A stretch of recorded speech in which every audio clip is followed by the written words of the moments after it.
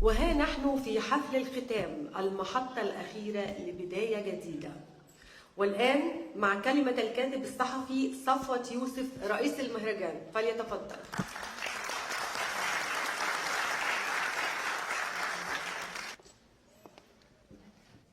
مساء الخير جميعا.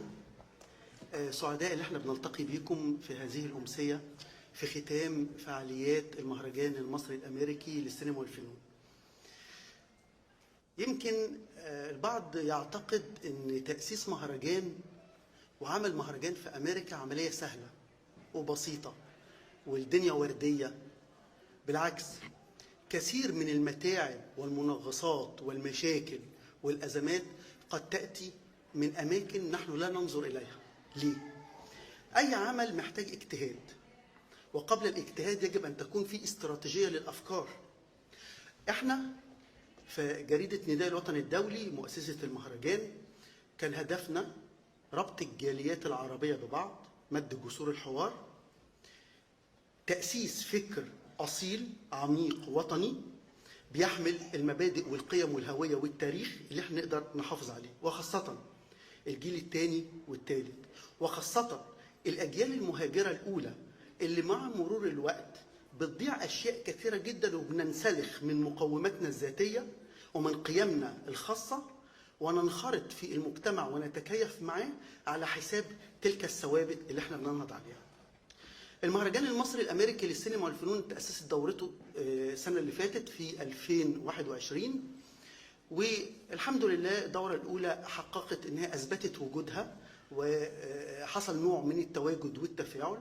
الدورة الثانية استعدينا لها استعداد أكبر، كنا بنضع المعوقات وطرق حلها، كنا بنضع خريطة للوصول لجمهور حقيقي، جمهور يفوق، لأن الجالية المصرية والجاليات العربية ملايين وليس أفراد، ليس أشخاص، ليست تجمعات محدودة، ولكن نحن نتجه إن احنا الفن نفسه بيأثر وبيؤصل وبيوصل رسالته لأجيال متعددة. في المهرجان المصري الأمريكي أول ما أطلقنا الدعوة لقبول الأفلام المشاركة إيمانا منا بقيمة وتأثير الفن في تغيير المجتمعات. تأثير وقيمة الفن في التواصل. الفن يطهر الإنسان. الفن يطهر الإنسان. يعني مثلا ما فيش حد متطرف بيؤمن بالموسيقى أو بيؤمن بالإبداع أو بيؤمن بالتمثيل. طبيعي أول ما يتطهر الإنسان من نزواته، من نزعاته، من أفكاره الغير سوية، بنعرف نقضي على التطرف والفساد والإفساد بالفن. الفن العميق المتأصل للجذور. الفن اللي كتب عنه نجيب محفوظ روايات عديدة، من أول الحرافيش وبين القصرين وقصر الشوق والسكرية. الفن اللي كتب يوسف إدريس الحرام اللي تناول عمال الترحيل. الفن الذي يغوص جوه المجتمع ويبحث عن أفكار خلاقة يستطيع منها أن نقدم فن حقيقي وراقي. طيب ليه بننظر لنجومنا الكبار انهم قدوة لنا؟ ايه معنى قدوة؟ انهم ممكن اطلالة نجم او نجمة على الشاشة بنص مكتوب بشكل جيد يغير شعب، يغير امة، يغير مصير، وهكذا. عايز اقول لكم كده قصة ببساطة. يعني المهرجان المصري الامريكي عمره في وقت من الاوقات حاطط ثوابت، لا يقدم تنازلات ولا يقدم فن هابط ولا يتنازل عن قيمة الأهداف المنصوص عليها ويتجه مهما كانت الضغوط والظروف والمعوقات والمشاكل والأزمات. مؤمن إيمان كلي إن احنا نملك الأفكار التي تصنع الأعمال. قد تكون هناك معوقات بس ما فيش حاجة اسمها مستحيل. كلمة ما فيش حاجة اسمها مستحيل إذا تعرف تعبر الصعب. المستحيل اللي كتب عنه تولستوي، المستحيل اللي كتب عنه ويليام شكسبير، المستحيل اللي كتب عنه كثير من الكتاب العظماء من مصر ومن خارج مصر والكتاب العالميين. ونحن في هذه الاحتفالية بنقول ان المهرجان المصري الامريكي السنة اللي فاتت كان مشارك معنا 11 دولة، السنة دي بتشارك معنا 22 دولة.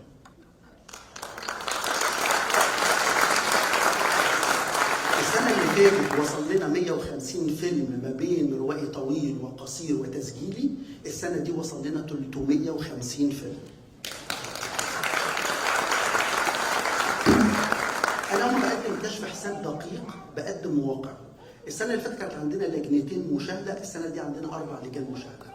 السنه دي اخترنا لجنه تحكيم على اعلى مستوى برئاسه المخرج الكبير هاني لاشين، وبتضم في عضويتها الكاتب الكبير عاطف بشاي، بتضم الفنانه الكبيره الهام شاهين، بتضم الموسيقار رجح داوود، بتضم اسلام عبد السميع، بتضم الدكتوره ايمان يونس وكيل معهد عالي للسينما، وكثير من المبدعين. وطبعا عشان اكون منصف ومحق، الفنانه الهام شاهين قدمت اعتذار عن اللجنه لان ليها فيلم مشارك في هذه الدوره.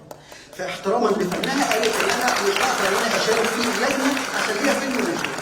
نفس الكلام الموسيقار راجح داوود اعلن نفس موقفه ان هو ليه موسيقى تصويريه لفيلمين بداخل المهرجان.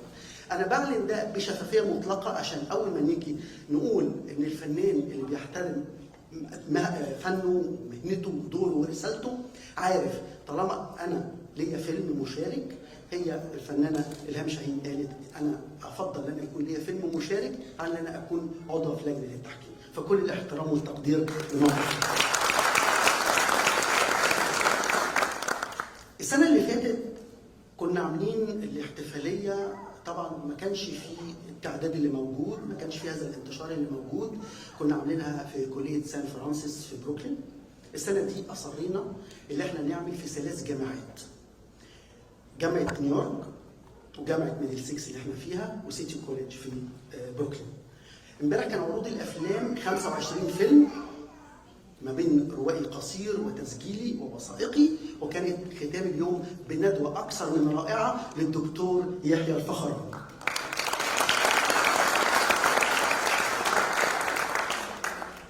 ارتباط الفنانين بينا مش كمهرجان بس، لا بشعب قائم على شقين: المحبه والايمان. الانسان اللي عنده محبه يقدر يخترق الصعب لانه ابواب قلبه مفتوحه، لا يحمل الضغائن، لا يحمل الشر، لا يحمل الكره، لا يحمل البغض الى اخره. والمحبه اصلا بتغسل القلب والعقل، بتخلي الانسان منفتح على الهدف اللي عايز يوصله، ودي رساله الفن الصادق المبدع. ارتباط الفنانين بينا وارتباطنا بيهم قائم على المحبه والاحترام